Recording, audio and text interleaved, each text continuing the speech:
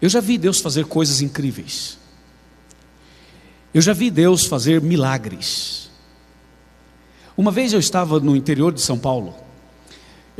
Nós saí de São José dos Campos e fui para a cidade de Redenção da Serra, que é uma cidadezinha pequena, com 4.000 habitantes, em direção ao litoral norte de São Paulo.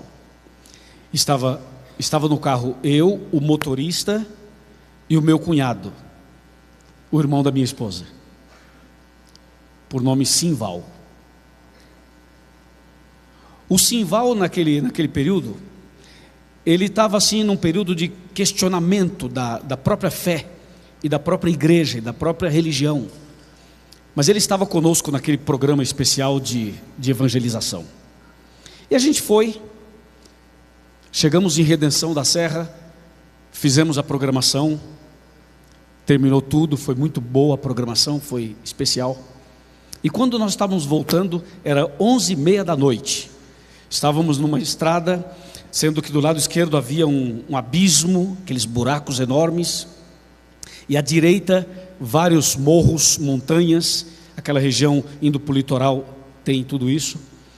E nós estávamos num Fiat Uno, esse Uno Mille, mas na época era um carrão novo, assim, bonito.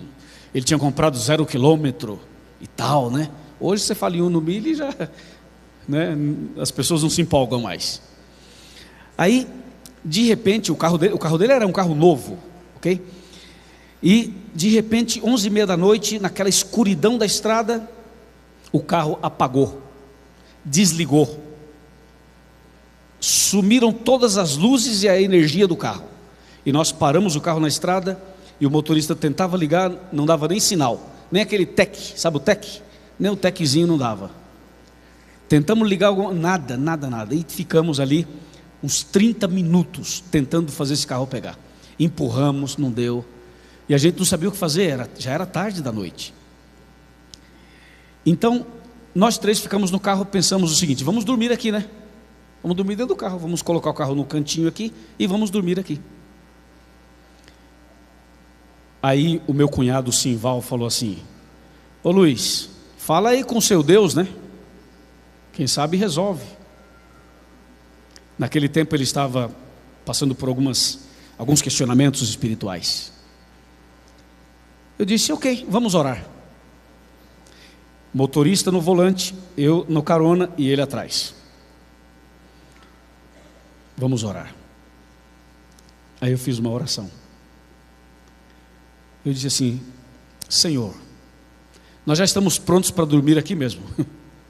Já estamos prontos para dormir aqui. Mas o Senhor sabe que nós gostaríamos de chegar em casa. E se for possível, manda um anjo mecânico aqui e resolve esse problema para nós. Se for possível. Mas se não for, nós vamos dormir aqui mesmo. Mas por favor, se o Senhor tiver um plano conosco essa noite, então faça com que esse carro volte a funcionar.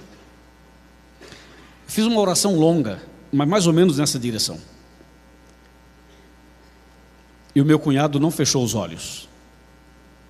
Eu e o motorista, sim, ele não fechou os olhos. Ficou lá atrás, só observando. Terminou a oração. O motorista olhou para mim e falou: e agora, pastor? Falei: então liga o carro. Ele falou assim: tem certeza? Falei: sim, liga o carro. E ele com medo de ligar o carro e não funcionar. Porque nós somos assim, a gente diz que tem fé, mas na hora H, cadê a fé? Ele me olhou e falou: pastor, tem certeza? Ele estava preocupado com meu cunhado atrás. Falei: liga o carro, rapaz. Se não pegar, não pegou, mas liga o carro. Aí ele ligou o carro. Na primeira o carro pegou. Na primeira, pegou o carro, funcionou. Meu cunhado olhou e falou assim, desculpa usar a expressão que ele usou na hora, tá? Falou assim: caramba, Deus está aqui. Ele falou. Resumindo, nós fomos embora. Quando chegamos em São José dos Campos, o carro apagou de novo e não funcionou mais. Aí no dia seguinte teve que levar o carro no mecânico para ver o que era. Bom, o final da história é que aquele episódio ajudou meu cunhado a tomar uma decisão de se firmar mais na fé. Ele conta isso por aí. Deus, ele faz coisas assim que aparentemente são pequenas ou são grandes, mas Deus faz coisas incríveis. Veja, esse é um caso de uma oração que deu certo. Mas lembre-se que Deus também poderia falar para mim: não vou resolver o problema do carro, vocês vão dormir no carro. E Ele não seria menos Deus por isso, e nós não deveríamos deixar de crer nele por causa disso. Entendeu? Outra vez eu estava no sul do Chile, em Temuco, onde agora vai ter o jogo da Copa América. Eu estava lá em Temuco. Aquele lugar faz muito frio e chove muito. E naquela semana que eu estava fazendo evangelismo lá, estava 0 grau e chovia o tempo todo. E quando nós chegamos lá, eu cheguei no local, os irmãos se empolgaram e alugaram um salão para 2.000 pessoas. E aquela região do sul do Chile ali, as pessoas espiritualmente eram um pouquinho mais difíceis de aceitar o nosso convite. E os irmãos estavam preocupados porque estava chovendo, estava 0 grau e era a primeira noite. Então quando eu cheguei, os irmãos me chamaram numa sala e falaram assim: pastor, vamos orar para parar a chuva. Você, pastor Luiz, vai orar para parar a chuva. E você vai orar por isso, por eles dividiram as orações. E a minha era orar para parar a chuva. Aí eu falei assim: eu não vou orar para parar a chuva. Não, pastor, você vai orar para parar a chuva. Não vou orar para parar a chuva. E por que não vai orar para parar a chuva? Ué, porque enquanto eu oro para parar a chuva, tem outras pessoas orando para chover. Então eu digo aqui: Senhor, para a chuva. E o agricultor diz lá: Senhor, manda a chuva. E aí? Então eu não vou orar para parar a chuva. Sabe o que eu vou fazer? Eu vou fazer uma oração assim: Senhor, se o Senhor quiser parar a chuva, o Senhor para, ué. Não tem problema, o Senhor é soberano. Se desejar parar a chuva, o Senhor para. Se o Senhor não desejar, que venha a chuva. O meu pedido não é para parar a chuva ou para vir a chuva. O meu pedido é: traga as pessoas com chuva e tudo. O Senhor pode trazer as pessoas mesmo com chuva e mesmo com frio. E sabe que aquela noite Deus nos surpreendeu? O auditório encheu de pessoas. E a semana inteira, choveu a semana inteira, e frio a semana inteira, e o auditório cheio a semana inteira. Nem sempre Deus vai fazer o carro funcionar, ok? Nem sempre. E nem sempre vai parar a chuva. E nem sempre Deus vai fazer o que você quer que seja feito. Mas Ele vai fazer o melhor por você. Deus tirou o mar vermelho para o povo passar? Deus removeu o mar vermelho, tirou o mar vermelho, falou assim: vou mandar o mar vermelho para Brasília, e passem aí, está livre. Deus fez isso? Não. O mar está lá até hoje. O que Deus fez? Abriu uma avenida no meio do mar. Nem sempre Deus vai tirar o obstáculo do seu caminho, mas Ele vai dar forças para você passar sobre os obstáculos.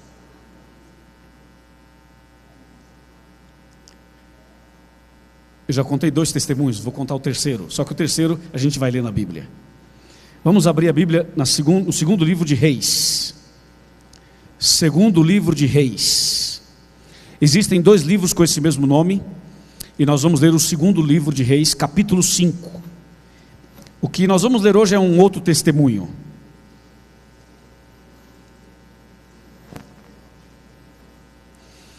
Esse é um testemunho extraordinário. Mexe muito comigo esse assunto. Segundo livro de Reis, capítulo 5, a partir do versículo 1. A gente não vai ler todo o capítulo, claro. Vamos ler apenas alguns versículos. Diz assim o verso 1. Estou esperando um minuto para todo mundo localizar. E eu quero lembrar que nós estamos ao vivo pela internet. E quero saudar os amigos internautas que estão conosco agora. Diz assim, capítulo 5 de segundo livro de Reis: Naamã, comandante do exército do rei da Síria, era grande homem diante do seu senhor, e de muito conceito, porque por ele o Senhor Deus dera vitória à Síria. Era ele herói da guerra, porém ele tinha um probleminha. Qual era o problema dele? Era leproso. Bom, eu marquei aqui algumas palavras desse versículo. Primeiro, estamos falando de Naamã, e agora vejam que a Bíblia fala de Naamã. Ele era comandante do exército do rei da Síria. Estamos falando de alguém de um altíssimo posto, de um altíssimo cargo, de uma influência extraordinária. Ele era comandante do exército do rei da Síria. Número 2, era um grande homem diante do seu chefe. Era uma pessoa respeitada pelo seu chefe e por todos da sua equipe. Número 3, ele era de muito conceito, diz a Bíblia. Ele era grande e de muito conceito. E número 4, ele era herói de guerra. Olha de quem estamos falando: comandante do exército, grande homem diante do seu senhor, de muito conceito, herói de guerra. 4 adjetivos, 4 palavras que descrevem a alta qualidade desse homem. Só que no final do verso 1 termina dizendo o seguinte: ele era tudo isso, porém era leproso. Bem, a história poderia ser diferente, não é? Poderia só apresentar as qualidades dele, não precisava dizer que era leproso. Mas essa realidade do Naamã é também a nossa realidade. É exatamente a nossa realidade. A gente pode dizer assim: eu trabalho no Supremo Tribunal tal, eu trabalho para o governo federal em tal lugar, eu sou engenheiro, ou sou advogado, ou sou professor universitário, eu tenho um carro X, uma casa assim, um apartamento daquele outro jeito, eu tenho dinheiro guardado, sou uma pessoa bem sucedida, tenho isso, tenho aquilo. Porém, onde está o porém? No caso do comandante, ele era tudo isso maravilhoso, porém tinha um problema. Sabe o que isso quer dizer? Que todos nós seres humanos, todos, indistintamente, podemos ter uma vida regalada e boa em vários aspectos, mas sempre haverá um porém. Porém, 3 pontinhos. Porém, 3 pontinhos. Não é assim? É assim. Esse homem era leproso. Você e eu sabemos que até mesmo nos dias de hoje, a lepra é uma doença desafiadora e horrível. Hoje tem cura, todo mundo sabe que a hanseníase tem cura, sem dúvida nenhuma. Mas nos tempos passados não havia cura para a lepra. Inclusive, quando você lê o Novo Testamento, o livro de Mateus especialmente, você descobre em Mateus capítulo 8 a história de um leproso. A Bíblia conta a história de vários outros leprosos, mas eu estou mencionando um deles do Novo Testamento. A lepra era uma coisa tão horrível, que quando a pessoa era detectada com a lepra, imediatamente essa pessoa tinha que ser isolada da maioria das pessoas. Ela tinha que se afastar da família, tinha que se afastar dos amigos, tinha que se afastar da igreja, tinha que se afastar da sociedade, se afastar dos clubes, tinha que se isolar. E nos tempos de Jesus, havia um vale chamado Vale dos Leprosos. Era um local onde os leprosos ficavam, para ninguém ter contato com eles, porque naquele tempo não tinha o conhecimento científico que tem hoje. Então as pessoas somente sabiam que a lepra era contagiosa, nada mais além disso, e que a lepra poderia ser tão contagiosa a tal ponto de que o leproso poderia contaminar o outro com o hálito, com o seu toque, com o seu hálito. Por isso ele não podia estar com a esposa, não podia estar com os filhos, não podia estar com os amigos, para não contaminar as pessoas. E além dessa vergonha, além dessa situação horrível, ainda tinha um detalhe que, na minha opinião, é o mais horrível de todos. Havia um consenso na mentalidade da época, que a lepra era o dedo de Deus. As pessoas achavam que a lepra era um castigo de Deus. Então um leproso, além de sofrer fisicamente, além de sofrer emocionalmente, além de ter um abatimento psicológico,